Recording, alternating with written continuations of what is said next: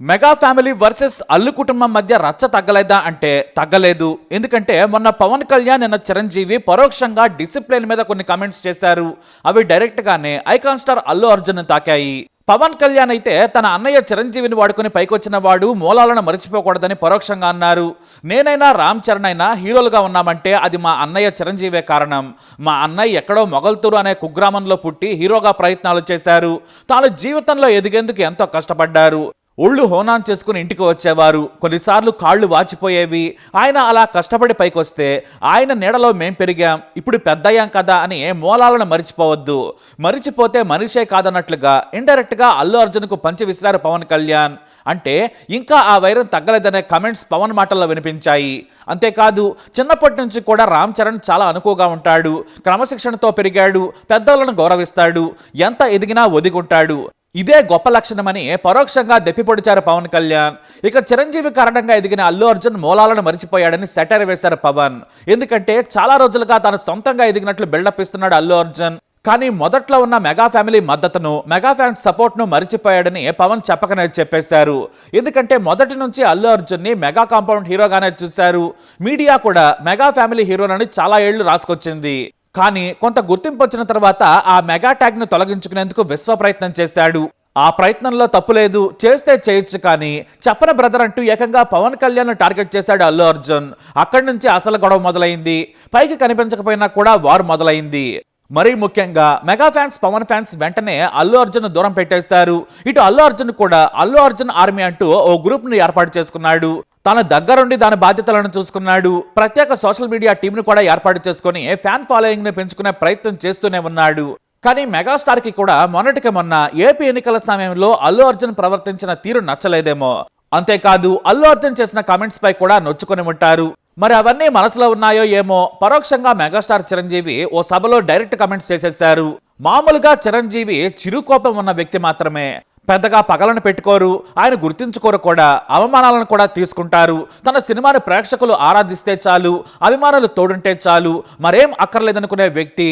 సాయం చేయమని శత్రువు అడిగినా కూడా చేసే వ్యక్తి. అలాంటి మెగాస్టార్ కూడా క్రమశిక్షణ మీద కమెంట్ చేశారు. నువ్వు హీరోగా నిలబడొచ్చు, కానీ బిహేవియర్ కూడా చాలా ముఖ్యం. నీ బిహేవియర్ కూడా అడిషనల్ గా యాడ్ అవ్వాలి. ఏంటంటా అని కాలరగరేస్తే వీడేంట్రా బాబు ఇలా ఉన్నాడు, వీడితో మనకొద్దురా బాబు అని జనం వెళ్ళిపోతారని హెచ్చరికలు జారీ చేశారు చిరంజీవి. నా టాలెంట్ ఉంది కదా ఎస్ అని అనుకుంటే కుదరదు బాబు. నీ బిహేవియర్ కూడా దానికి అడిషనల్ యాడ్ అవ్వాలి. మనం కొంచెం ఏంటంట అని అన్నామనుకోండి, అబ్బో వీడితో ఎక్కడ పడుతున్నా బాబు, వద్దురే బాబు, ఆల్టర్నేటివ్ చూడండిరా అనేలాగా వాళ్ళ మైండ్ సెట్ ఉంటుంది. మనలాంటి నటులు ఎంతోమంది ఉంటారు, బట్ వాళ్ళలో మనం బెస్ట్ ఆప్షన్ అంటే అపార్ట్ ఫ్రమ్ అవర్ హిస్టానిక్ టాలెంట్స్, మనకున్న నైపుణ్యం కంటే కూడా మన వ్యక్తిత్వం అని కూడా చాలా చాలా ప్రధానమైన పాత్ర వహిస్తుంది. అంతేకాదు తాను హీరోగా ఎదుగుతున్న క్రమంలో తనతో ఎన్టీ రామారావు నిర్మాతలంతా సినిమా తీసేందుకు నా దగ్గరకు వచ్చేవారు. నేను ఎక్కడ షూటింగ్ లో ఉన్నా వచ్చి సినిమా తీస్తామనేవారు. నాతో పాటు సాయంత్రం స్నాక్స్ తినేవారు. ఇది కదా నేను సాధించింది. అప్పుడే నేను నంబర్ 1 హీరో అయ్యాననుకున్నాను, కానీ కాలరగరేయలేదు. నేను నెంబర్ 1 అని కాలరగరేస్తే ఏం జరుగుతుందో నాకు తెలుసు. కష్టపడటమే నాకు తెలిసిన విషయం. కష్టపడితే ఆ నంబర్ 1 అక్కడే ఉంటుంది. అందుకే కష్టపడ్డానని గతం గురించి చెప్పుకున్నారు ఆయన. వాస్తవానికి ఇవన్నీ ఈ తరం హీరోలకు మెగా పాఠమని చెప్పొచ్చు. ఆయన ఈ తరం కుర్రకారుకు కూడా సలహాలు ఇచ్చారు. మీరు ఏం పెట్టుకోండి, ఆ లక్ష్యం కోసం కష్టపడండి. డబ్బే ముఖ్యం కాదు, డబ్బు అదే వస్తుంది. లక్ష్యం చేరుకున్నప్పుడు డబ్బు దానంతటా అదే వస్తుంది. మీ గమ్యం చేరుకోండి అని చెప్పారు చిరంజీవి.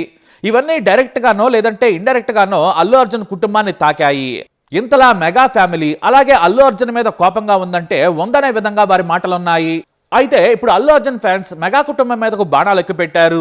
ఎందుకంటే అల్లు అర్జున్ వివాదం మీద డిప్యూటీ సీఎం పవన్ కళ్యాణ్ స్పందించారు. అల్లు అర్జున్ కారణంగా తొక్కిసలాట జరిగింది, ఆయన పరోక్షంగా కారకుడన్నారు. అంతేకాదు హీరో ప్రవర్తన నుంచి అన్ని విషయాలను మాట్లాడారు. అయితే అల్లు అర్జున్ ఒక్కడనే బాధ్యుడిని చేయడం తగదు, కానీ ఎక్కడో మానవత్వం లోపించిందనిపించింది. రేవతి కుటుంబాన్ని వెంటనే పరామర్శించి ధైర్యం చెబితే బాగుండేదని కమెంట్ చేశారు పవన్ కళ్యాణ్. కానీ ఇప్పుడు మెగా కుటుంబం కూడా సమాధానం చెప్పుకోవాల్సిన పరిస్థితి ఏర్పడింది. ఎందుకంటే గేమ్ చేంజర్ ఈవెంట్ కు హాజరై తిరిగి వెళ్తూ ఇద్దరు పవన్ కళ్యాణ్ ఫ్యాన్స్ ప్రమాదంలో చనిపోయారు. రంగంపేట మండలం కార్గిల్ ఫ్యాక్టరీ దగ్గర ఓ వ్యాన్ వారిని ఢీకొట్టడంతో ఇద్దరు చనిపోయారు. ఈ ఇద్దరు యువకులు కాకినాడకు చెందిన తోకడ చరణ్, అరవ మణికంటగా పోలీసులు గుర్తించారు. చేతి కింద వచ్చిన తమ పిల్లలు సినిమా పిచ్చిలో పడి హాజరై చనిపోయారు. మాకు దిక్కు లేకుండా అయిపోయింది, మేము ఎవరి కోసం బ్రతకాలని ఆ యువకుల తల్లిదండ్రులు, బంధువులు ఏడుస్తుంటే అంతా కన్నీరు మున్నీరయ్యారు. ఈ విషయం గురించి మీడియా వెంటనే నిర్మాత దిల్ రాజును ప్రశ్నించింది. ఆయన దీనిపై స్పందించారు. AP deputy CM Pawan Kalyan గారు ముందే మమ్మల్ని ఈవెంట్ వద్దని వారించారు. కానీ నేను రామ్ చరణ్ ఒత్తిడి చేశాం. ఇద్దరు పవన్ ఫ్యాన్స్ దుర్మరణం చెందడం దురదృష్టకరం. వారి కుటుంబాలకు చెరో 5 లక్షల రూపాయల ఆర్థిక సాయం ప్రకటిస్తున్నట్లు ప్రకటించారు దిల్ రాజు. ఇటు పవన్ కళ్యాణ్ కూడా తన ఫ్యాన్స్ కుటుంబాలకు చెరో 5 లక్షల రూపాయలను ప్రకటించారు. కానీ వివాదం ఇంతటితో ముగియలేదు, ఇక్కడితోనే మొదలైందని చెప్పాలి. వైసీపీ నేత అంబటి రాంబాబు డైరెక్ట్గా ప్రశ్నించారు. నీతులు పుష్పకేనా, గేమ్ చేంజర్కు ఉండవా అంటూ ప్రశ్నించారు. అప్పటి వరకు అల్లు అర్జున్ ఫ్యాన్స్తో పాటు ఇతరులు కూడా నిర్మాత, hero Ram Charan, deputy CM Pawan Kalyan ప్రశ్నించారు. అల్లు అర్జున్కు మానవత్వం లేదన్నారు. మరి మీ మానవత్వం ఏది? వెళ్ళి నిర్మాత పరామర్శించాడా? హీరో వెళ్ళాడా? వాళ్ళు పవన్ కళ్యాణ్ కోసం గేమ్ చేంజర్ ఈవెంట్కి వచ్చి చనిపోయారు. మరి పవన్ కళ్యాణ్ స్పందించలేదేం అంటూ సోషల్ మీడియాలో నిలదీస్తున్నారు. ఇప్పుడు వైసీపీ నేతలు కూడా టీడీపీ, జనసేన నిలదీస్తున్నారు. నిర్మాత దిల్ రాజును సైతం ప్రశ్నిస్తున్నారు. తెలంగాణలో ఒక మహిళ చనిపోయి చిన్నారి ఆసుపత్రిలో ఉంటే ఇతోధికంగా సాయం చేశారు. 3 కోట్ల రూపాయలను చిత్ర యూనిట్ అందించింది. మరి ఏపీలోని 2 యువకులు చనిపోతే వారి కుటుంబాలు రోడ్డున పడ్డాయి. వారికి 10 లక్షల రూపాయలు సరిపోతాయా? మీరు కూడా 3 కోట్లు చెల్లించండి, వారి కుటుంబానికి అండగా నిలబడాలని ప్రశ్నిస్తున్నారు. దీంతో ఈ వివాదం మరింత ముదిరింది. అయితే అల్లు అర్జున్ కూడా చిన్నారి శ్రీతేజను కలిసేందుకు హాస్పిటల్కి వెళ్లాలనుకున్నారు. కానీ ముందు పోలీసులు వద్దని వారించారు. మీరు వస్తే ఇన్ఫెక్షన్లు రావచ్చు, వేరే పేషెంట్స్ ఉంటారు, మీరు రావద్దని సూచనలు చేశారు. దీంతో ఆయన వెనకడిగేశారు. కానీ అల్లు అర్జున్ మాత్రం పట్టు విడవలేదు. శ్రీతేజను కలిసేందుకు అంతా సర్వం సిద్ధం చేసుకున్నారు. ఇప్పుడు పోలీసుల అనుమతి కూడా లభించేసింది. కానీ పోలీసులు మాత్రం గోప్యంగా ఉంచి అతి తక్కువ సమయం మాత్రమే ఇచ్చారు. మొత్తానికి ఇప్పుడు ఈ వివాదం బాల్ మెగా కాంపౌండ్లోకి వచ్చింది. అల్లు అర్జున్కు నీతులు చెప్పిన వారు, చెబుతున్న వారు కూడా పాటిస్తే చూస్తాం. వాళ్ళు కూడా రేవతి కుటుంబం లాంటి అభిమానులే, వారిని కూడా పరామర్శించాలి. కనీసం 3 కోట్ల రూపాయలను సాయం చేయాలని అల్లు అర్జున్ ఫ్యాన్స్ డిమాండ్ చేస్తున్నారు. అయితే కొంతమంది మాత్రం అభిమానులు ఎప్పటికైనా ఈ పిచ్చి సైకో ఫ్యానిజానికి దూరంగా ఉండాలని సలహా ఇస్తున్నారు. ఎవరు హీరో, ఎవరికి హీరో? మనకు మన నాన్న హీరో, లేదంటే సరిహద్దుల్లో పోరాడే సైనికుడు హీరో, ఆరోగ్యాన్ని కాపాడే డాక్టర్ హీరో. వీళ్ళంతా కేవలం డబ్బు కోసమే తెర మీద ఎగిరేవాళ్ళు. మనం వాళ్ళ కోసం జుట్టు పీక్కొని కొట్టుకోవడం వేస్ట్. మన అమ్మానాల కోసం, మన కోసం బ్రతుకుదాం. మన ఇంటికి మనమే హీరో. ఈ సినిమాలకు వెళ్ళడం ఎందుకు? తొక్కిస్లాట్లో లేదంటే ప్రమాదంలో చనిపోయి ఎవడో వేసే భిక్ష కోసం ఎదురు చూడటం ఎందుకు? హుందాగా అభిమానంతో బతుకుదాం. మనకు నచ్చినప్పుడు కూల్గా సినిమా చూద్దాం. కేవలం అది ఎంటర్టైన్మెంట్ మాత్రమే. సినిమా థియేటర్లో నుంచి బయటకు రాగానే హీరోను కూడా మర్చిపోవాలి. మన బతుకు మనం బ్రతకాలి. మనకు టికెట్ల రేట్ల పెంచి బ్రతికే వాళ్ల కోసం ఇలా తప్పుడు దారిలో వెళ్లొద్దని కొంతమంది సలహాలు ఇస్తున్నారు. ఎప్పటికైనా మానితే మంచిది. సినిమాను సినిమాలాగే చూడాలి. ఎందుకంటే భారీ సినిమా పేరుతో ఆడియన్స్ క్రేజ్ను క్యాష్ చేసుకుంటారు దుర్మార్గులు. ప్రభుత్వానికి 18% జీఎస్టీ వస్తుందని కథలు చెబితే నమ్మొద్దు. పాప్కార్న్ మీద కూడా 18% వెళుతుంది. ఎవరైనా దోచుకోవడానికే ఉంటారు. హీరోలు చెప్పే కథలు నమ్మొద్దు. ఇది దోపిడీయే.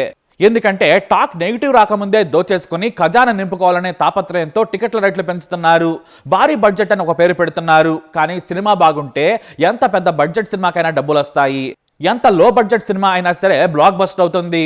కాబట్టి ప్రియమైన సినిమా ప్రియులారా, మన కోసం మనం బ్రతుకుదాం. మన అమ్మానాన్నల కోసం బ్రతుకుదాం.